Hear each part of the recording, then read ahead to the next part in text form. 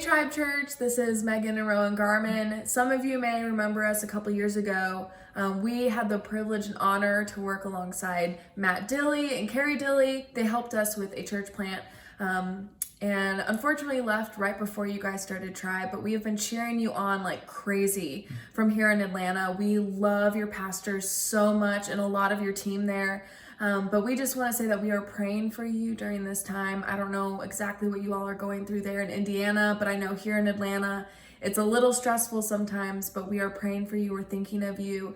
And just know that something that's been on our hearts lately is that God is with you. He is for you, even though it may not feel like it right now. We know that in our bones, that He is for us. So as we lead worship, just wherever you are, I don't know if you're in your living room, if you have kids, if you are by yourself, whatever it may look like right now in this crazy, weird season, just know that you can sing, you can worship, you can sit quietly and just let the words come over you. Whatever you need in this moment, let it be a moment with you and God. Let Him speak to you. Let Him take away those fears you may be holding on to. Let Him just whisper His love to you, whatever it may be. So I just hope that this can be a really encouraging time for you and that we just know that we are praying for you over this entire morning. So have a great morning, and we can't wait to just get to worship alongside you.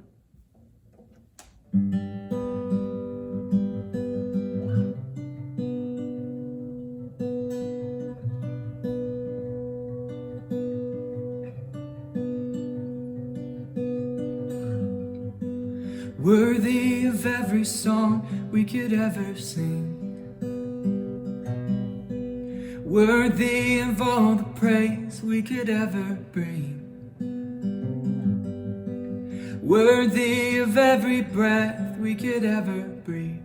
We live for you, God, we live for you. Sing Jesus. Jesus, the name above every other name. Jesus, the only one who could ever save. Worthy of every breath we could ever breathe. We live for you, God, we live for you. Sing holy. And holy, there is no one like you. There is none beside you. Open up my eyes in wonder. Show me who you are and fill me with your heart and lead me in your love to those around me. Sing Jesus. Jesus, the name above every other name. And Jesus, the only one who can ever save. You're worthy of every breath we could ever breathe. We live for you, God, we live for you.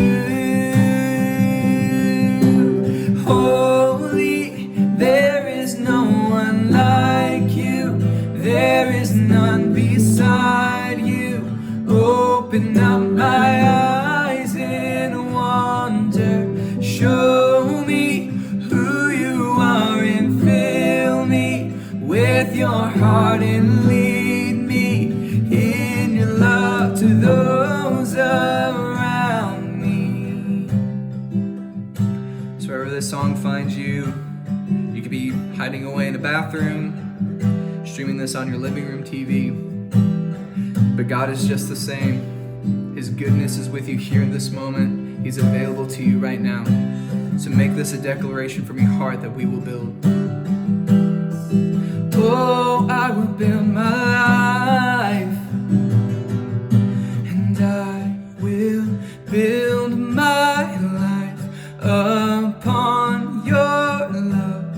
It is a firm foundation, and I will put my trust in you alone, and I will not be shaken, and I will build my life upon your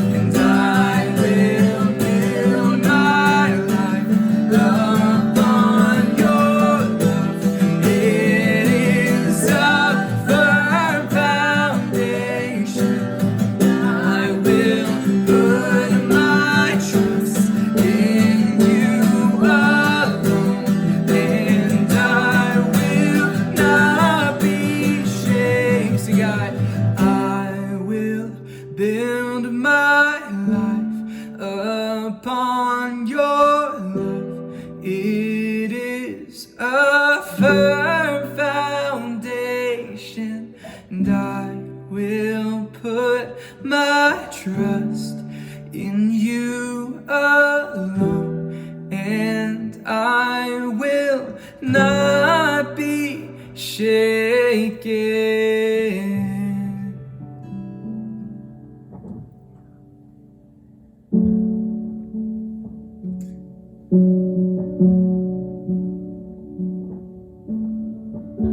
You were the Word at the beginning,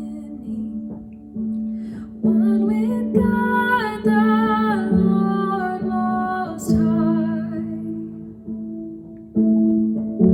Your hidden glory in creation, now revealed in you are Christ.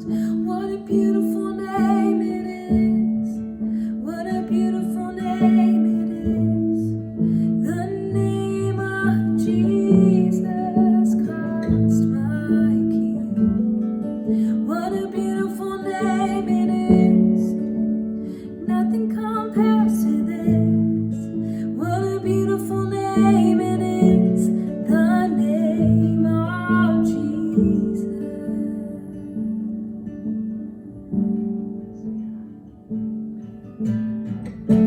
You didn't want heaven without us, so Jesus, you brought heaven down.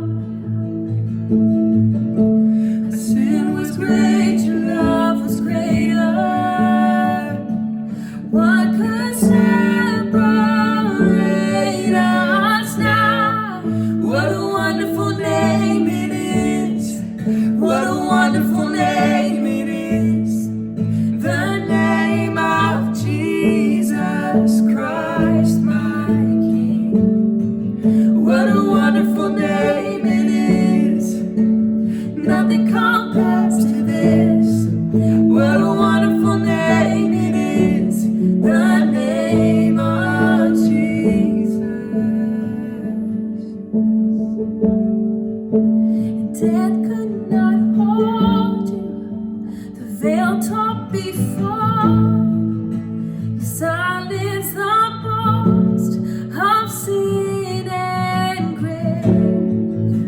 The heavens are roaring the praise of your glory. For you are raised to life again. You have no rival. You have no equal. Now and forever, God, you reign. And yours is the kingdom. Yours is the glory. Yours is the name above all names. What a powerful name it is. What a powerful name it is. The name of Jesus Christ, my King. What a powerful name it is. Nothing can stand against. What a powerful name it is. The name of Jesus. 'Cause you have no rival. You have no equal. Now and forever, God, you reign. Yours is the kingdom. Yours is the glory. Yours is the name above all names. What a powerful name it is. What a powerful name it is. The name of Jesus Christ, my King. What a powerful name it is. Nothing can stand against you. What a powerful name it is. The name of Jesus. What a powerful name it is. The name of Jesus. lives. What a powerful name it is, the name of Jesus. God, thank you that you have everything that we could ever need, that you provide. And even in the midst of pandemics, God, even in the midst of having to do church online and through phones and TV screens, you're still there for us, and you're still enough for us, and you still give us the power of who you are. With the power of your resurrection, you give us Jesus. God, I pray that we would find that embrace this morning. God, thank you for Tribe Church. Thank you for Matt Carey and what you're doing in their lives, and God, the movement you're starting through them. And God, we just say that we love you with all of our hearts. It's in Jesus' name we pray. Amen. Tribe Church, thank you so much for worshiping with us. We hope we get to see you guys soon. Sarah and Davis have chosen to write their own vows. So Sarah. I promise to care for you and love you our entire life. I promise to be your best friend. Whoa, whoa, whoa, whoa, whoa. You can't just be saying best friend, okay? Pete's my best friend. Hold up. I thought I was his best friend. We've been through a lot together. Gosh, we have been through so much together. Second grade was really rough for us. I remember when he fell off the monkey bars. I mean, he gave me his fruit roll-up. I gave him my fruit roll-up. That was like... I hope he knows that he's my best friend. Our friendship has survived so much. You think that this is gonna divide us? I promise to be your most loyal friend. I'm loyal too. She is confusing me so much right now. She is my wife. He is my best friend. Who's the best friend here? Who? As this journey of life completely changes us, we'll be together forever. Dude. Aw, he's crying. I'm gonna have to be gluten-free. Oh man, dude, you go gluten-free. I have to be gluten-free. And I don't want to be gluten-free, man. It's the end of an era, Davis. It's the end of an era. Yes, I am crushing these vows.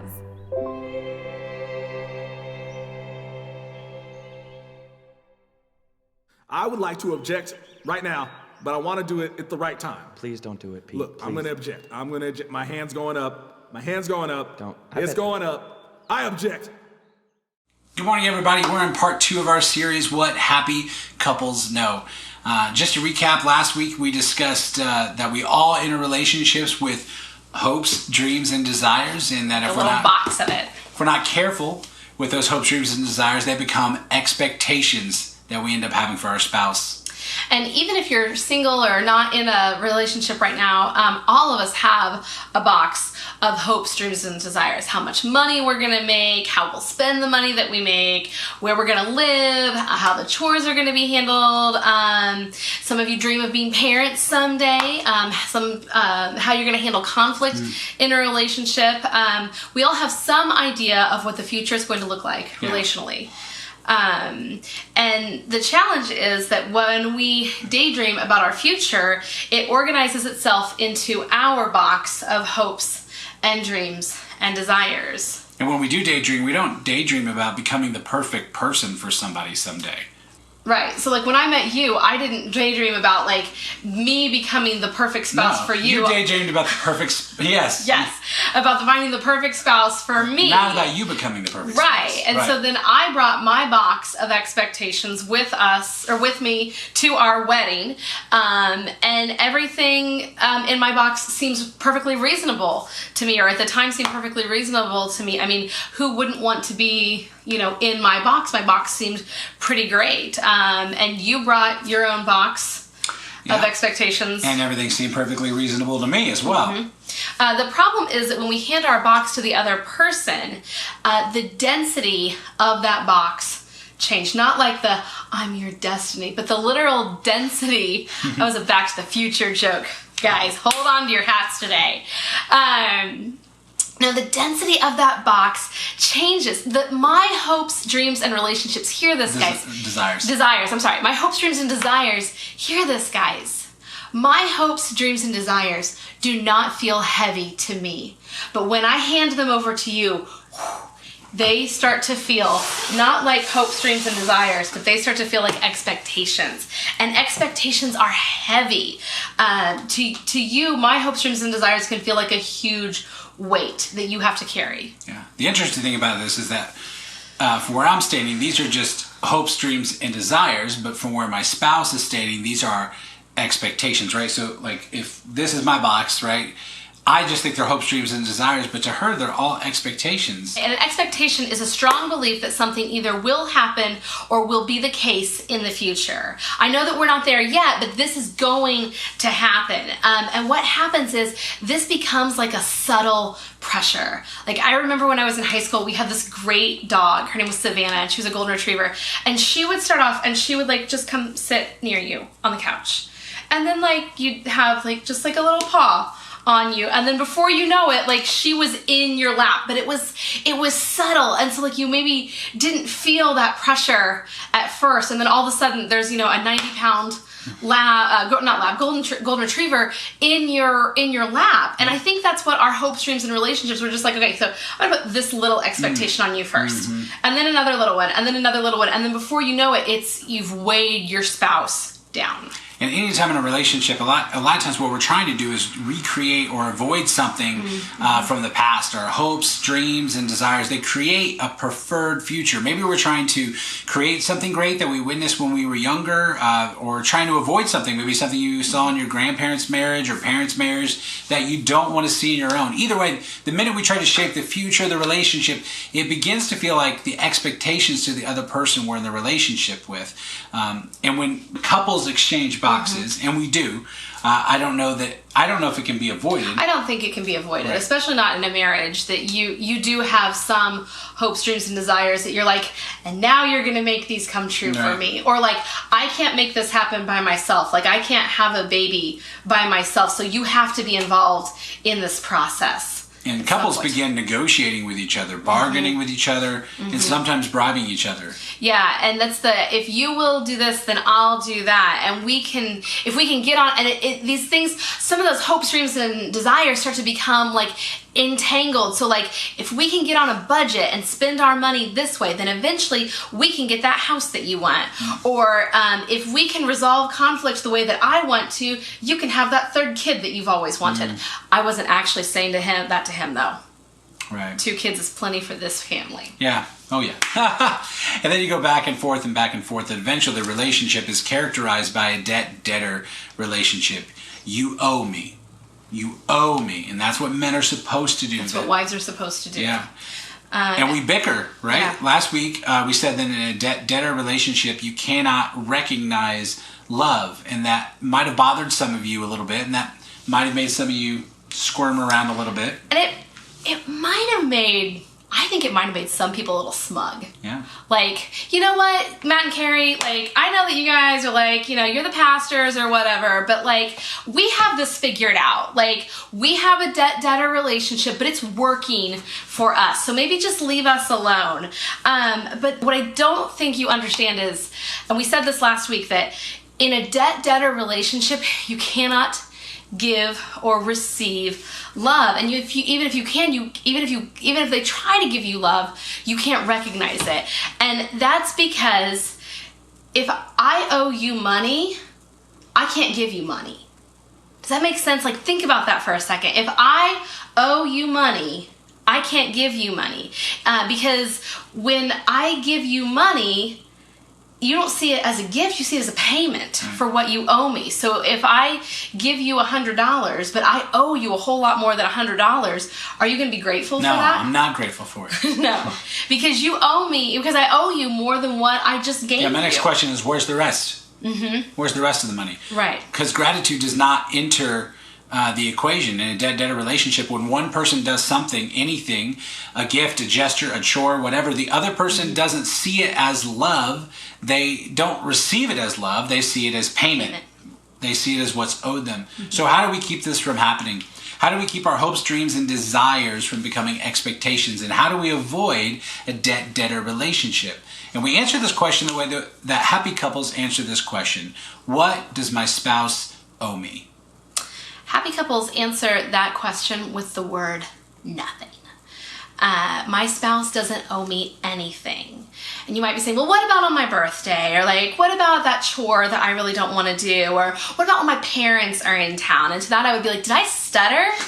Like, did you not understand what I just said? Like, the word you're looking for is nothing. Happy couples know that they owe each other everything, but are owed nothing in return. And we acknowledge that this just doesn't make any sense. Right. We know that that's crazy. But how many happy couples have you known that actually make sense? There's something about the relationship, just, intangibly, that doesn't make sense. And this is exactly what a Christian marriage is all about, regardless of your background. A Christian marriage isn't a marriage that's built on some sort of Christian code of conduct.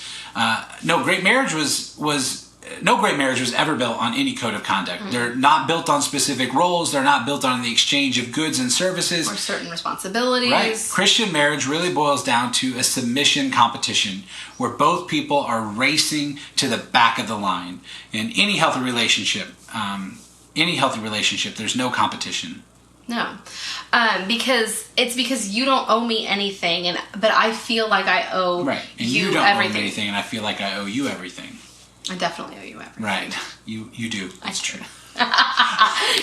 You're rude. I know. I'm just kidding. I'm kidding. So what we want to do now is we want to show you the basis for where Christian marriage comes from. And for those of you that this is not your first week tuning in, you might be saying to yourself, I've heard this before. Like, you just said this a couple of weeks ago. You've preached this before. And to that we say yes. Mm-hmm. You're right. Yeah, you're right. We have. Mm-hmm. As many of you know, I'm a teacher by trade, and I know that the more times we hear things, the more likely they are to stick in our brains, and the things that stick in our brains become our actions. And so, yeah, you're going to hear this again today, and guess what?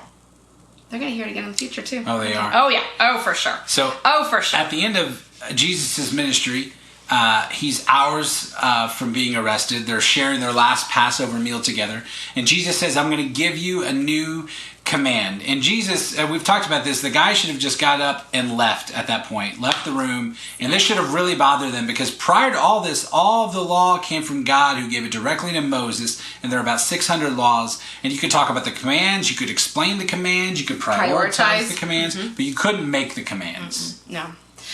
Those guys should have gotten up and left the room because that night had already been really confusing. Judas goes on some weird errand. No one knows where he is. And Jesus washes the disciples' feet. He assumes the role, the lowest role of the lowest servant in the house, right in the moment that they thought that he was going to be like, and I am King of Nazareth, or I am King of the Jews, or whatever. Like, they think he's going to literally ascend a throne, and instead he puts a towel around his waist and washes their dirty, stinky, smelly feet. Like, it just blew their mind. So the disciples are already like kind of off their game. Like, they already don't know what's going on.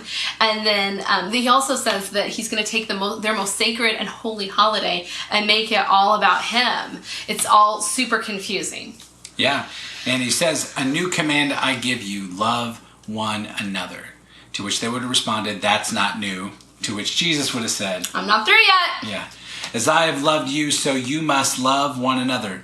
And this is such an epic moment. He's saying, these are your new marching orders, right? I'm taking 600 laws and I'm reducing it down to one. And you're going to treat other people the way that I have treated you.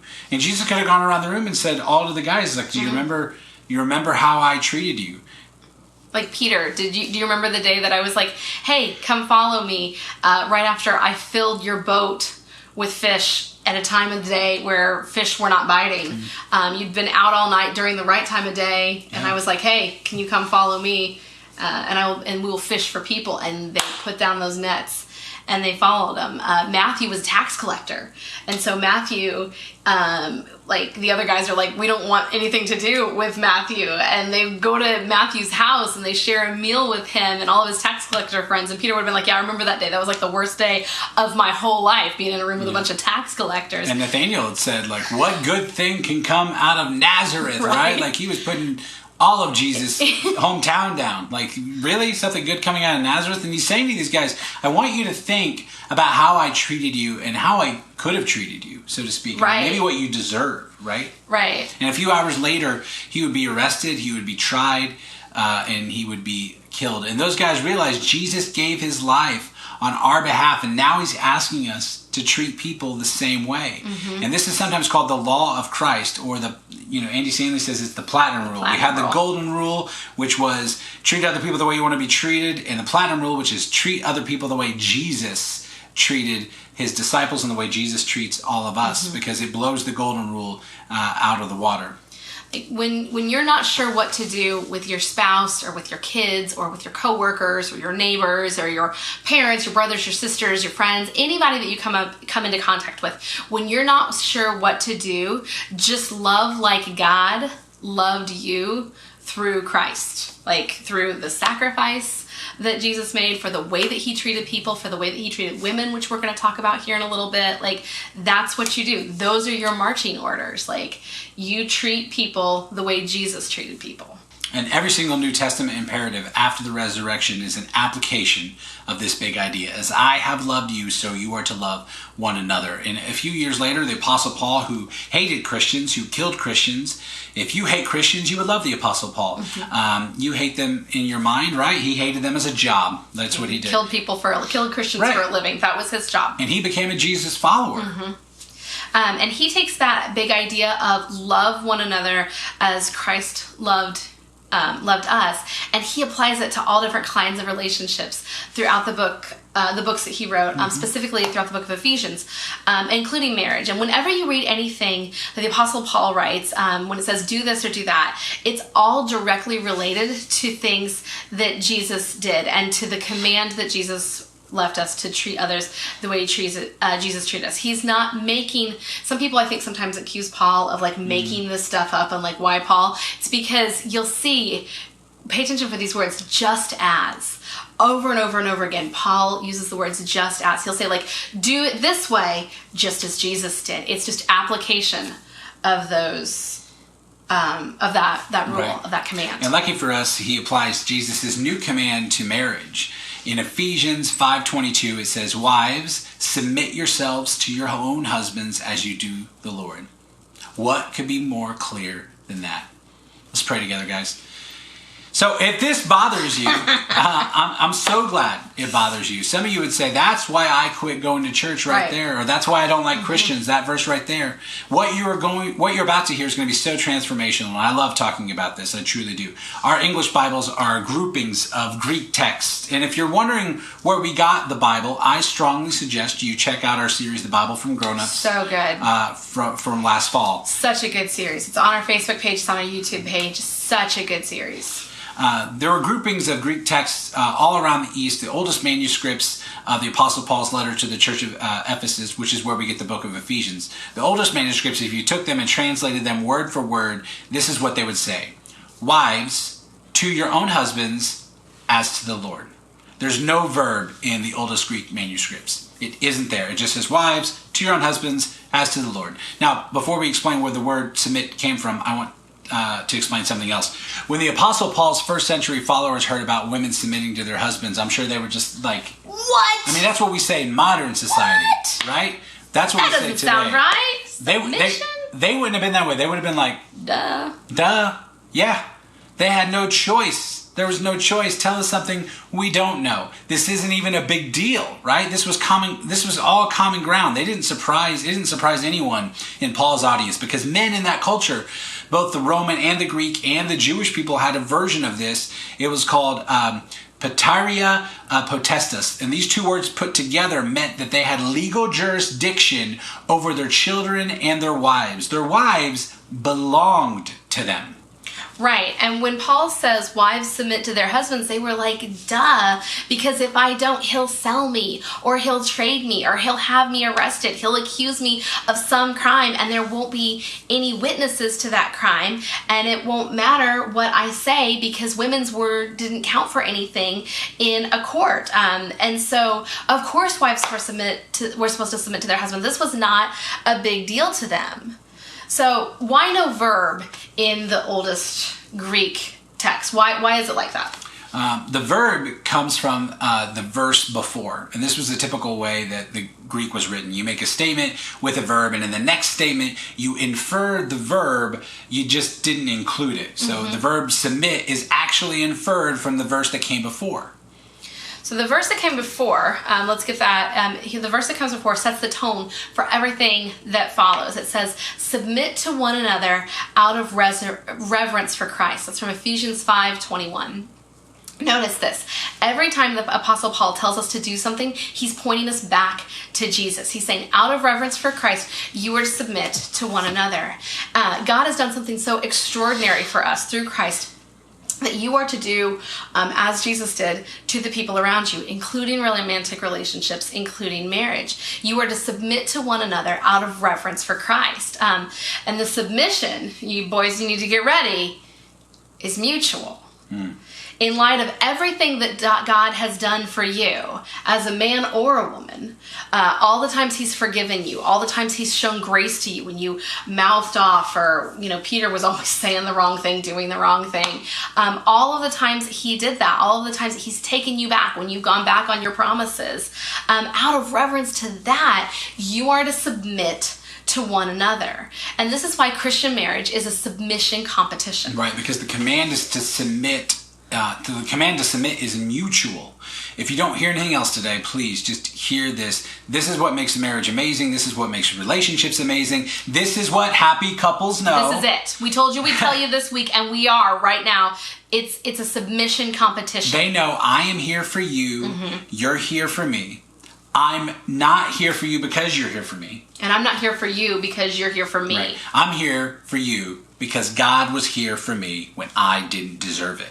And I'm going to leverage all of me for what benefits you the most. We'll have different roles, we'll have different responsibilities, but we do not have different value. And in the first century, this was unbelievable. Unbelievable. Paul is about to make a really disruptive application, and he begins like this. Like any good communicator, any person who's ever written a sermon or a speech or anything, or a letter, because this is what he was writing, was a letter, is you start, when you're about to drop a bomb on somebody, you start with common ground. You're like, hey buddy, we're on the same page, it's okay. And so the common ground here was, wives, submit to your husband, because everybody who had a wife already knew that. Everybody who was a wife or that ever wanted to be a wife. But what comes next is shocking. And the reaction to this statement kind of runs parallel to our reaction in the 21st century to the wives, submit your husbands, because it was so disruptive, it was so new, it was so different, it was so radical. It says to the men, husbands, love your wives. This is from Ephesians 5:25. And we're like, duh. But in the first century, they were like, what? Are you serious? I don't have any obligation to my woman. My woman has an obligation to me, right? And this guy has the audacity to go on. He says, husbands, love your wives just as. These just as are sprinkled all throughout the New Testament. And these are the words you need to be looking for, because anytime it says to do something just as, it's always going to point back to Christ. And that's the most important things that we can be doing. Just as Christ loved the church and gave himself up for her. The Jesus followers in the audience would have been like, whoa, whoa, whoa, whoa, whoa. I know how that story ended for Jesus, and it was not pleasant. And now you're telling me to do that same responsibility towards a woman? Like, what? You are, by saying that, you are inferring that men and women are equal. But Paul's not done. It says, in the same way, husbands ought to love their wives as their own bodies. Ephesians 5:28. Just in case you missed the whole theology thing about Jesus and the church, let me make it real simple for you guys. You are to love and care and protect your wife as if she were you.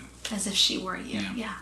That was radical. And it says, at the very end of this, it says in Ephesians 5:28, he who loves his wife loves himself.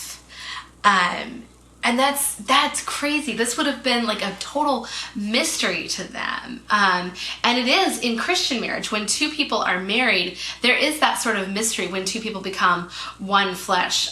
Men, you are one with your wives. He's equating men and women, and this was scandalous. And that's what he said.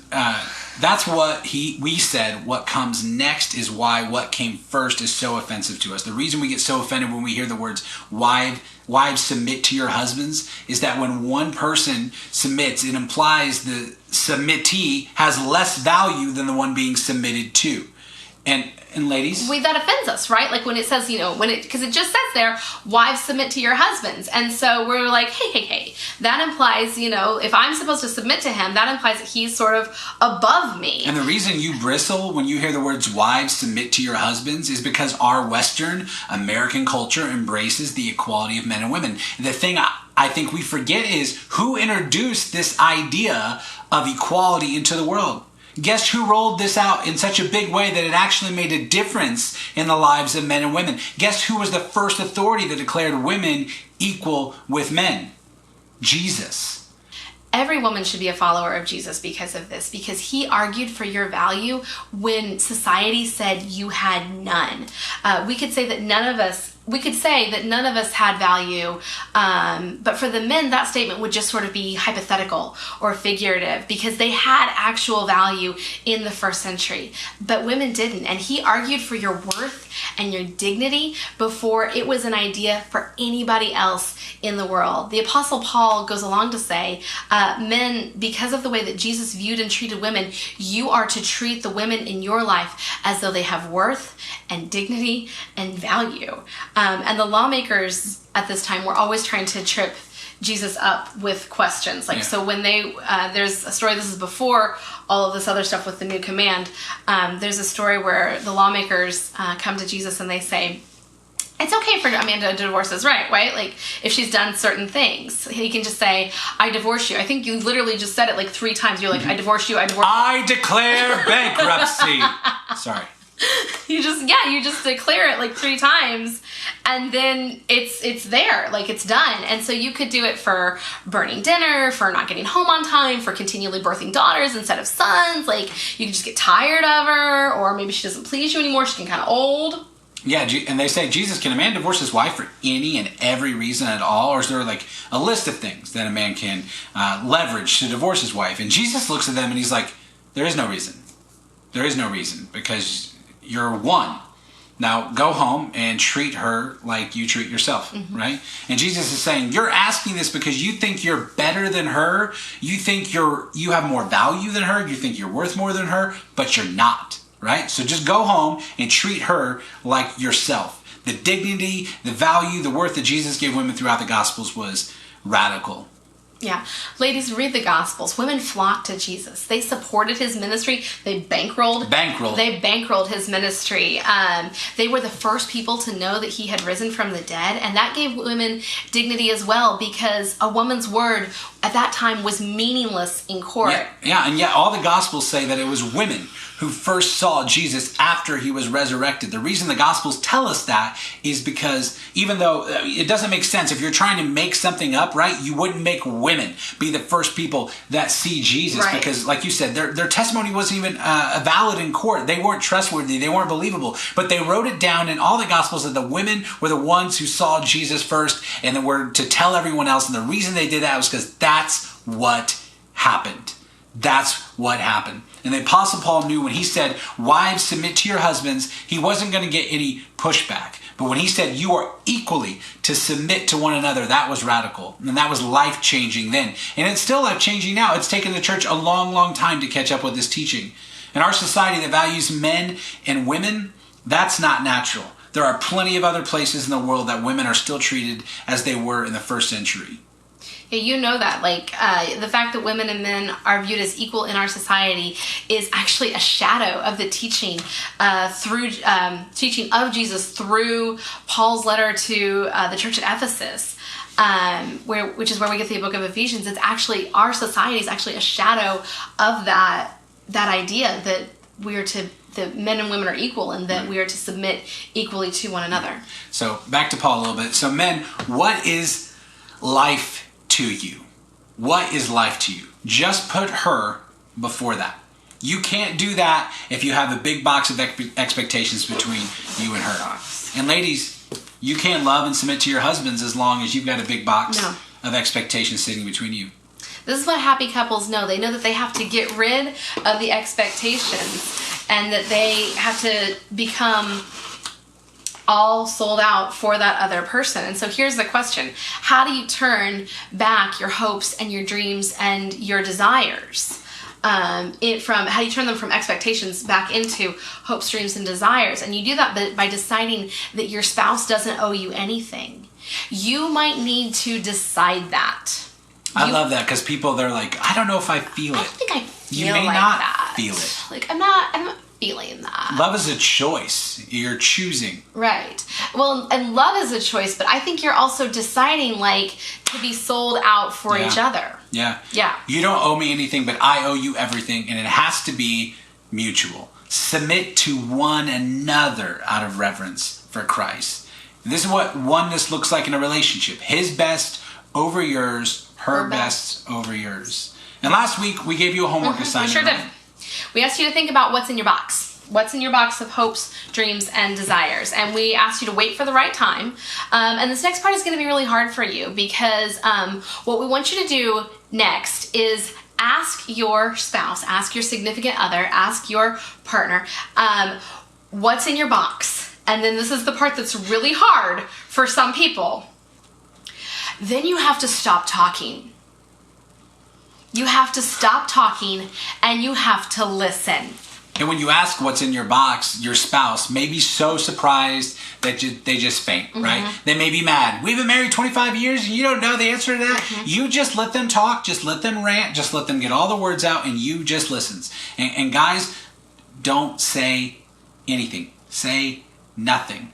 Some guys don't even know, because... Well, and also, guys, don't just say, I don't know, there's nothing in the box. I have no hopes, I have no dreams, I have no desires, I have That's nothing. true. I have nothing. Because some guys don't even know that they have a box, right? We expect you to fulfill these hopes, dreams, and desires, but we've not taken any time to actually think about what they are. We may not know. No, some guys are just scared to talk about it. But you can't expect her to fulfill something that you both don't even know what it is, right? You can't be like, well, I don't know what's in my box, but you better make it come true, baby. It's all on you, right? Talking about our relationships is just as important as having them. This is the I'm all in question. When you ask your spouse what's in your box, you're saying, I'm more interested in you and the stuff that's in your box than the stuff that's in mine. I want to know about your hopes, your dreams, your desires. This is the I'm all in question. This is the less self question. Less self people are happier people, and less self relationships are the richest and the happiest relationships. And if you're sitting there and you're like, Matt and Carrie, I just can't. I'm sorry. We get it.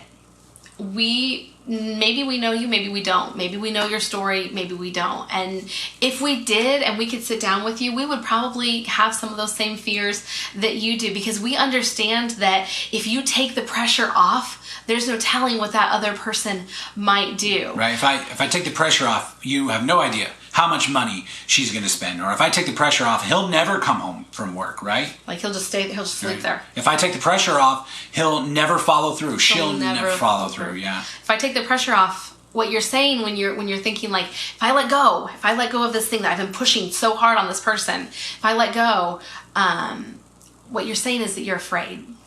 You're afraid that he won't, or you're afraid that she won't. You're afraid that he'll start. You're afraid that she'll start. And maybe what you fear is a lack of control. Maybe if both people are vying for control in your marriage, maybe what's actually happening is like a relationship tug of war. And both of you are pulling each way to get your hopes, dreams, and desires to be the ones that your family moves towards. And you feel like you have to pull to get the things that you want, or you feel like you have to pull to get your needs met. That's such a scary position to be in. And the thing is that the only thing that you can do at that point is lay a rope down. And we get that the idea of letting that rope down is terrifying, but there really is, and I know this rhymes, I know it sounds cheesy, but it's true. There's really no hope until you drop that rope. And if you're a Christian, there's no okay, so we're gonna hold the rope, we're holding the rope, and then on the count of 3, we're both gonna drop it. Like 1, 2, 3, you drop the rope, see? It might be kind of scary like that, but as a Christian, it is your job to be the first one to lay that rope down. Like if you are in a Christian marriage right now and you feel like you're pulling back and forth, today needs to be the day that you guys are in a race to get that rope on the floor. Who can get it there the fastest? Because you are to submit to one another out of reverence for Christ. And at the cross, God went first. And happy couples put each other first by going first in an effort to be last. That's right. Jesus' followers dropped the rope first in an effort to put others in front of themselves. And that's our challenge to you this week. And that's is to find out what's in your spouse's box, right? That's your challenge. Find out what's in your spouse's box. Take notes. Write it down, guys. Yeah. Maybe start taking action, right? And if you're worried about your hopes, dreams, and desires, that's what we're going to be talking about next week. Yep. So don't miss next week as we talk about that and we find out more about what happy couples know.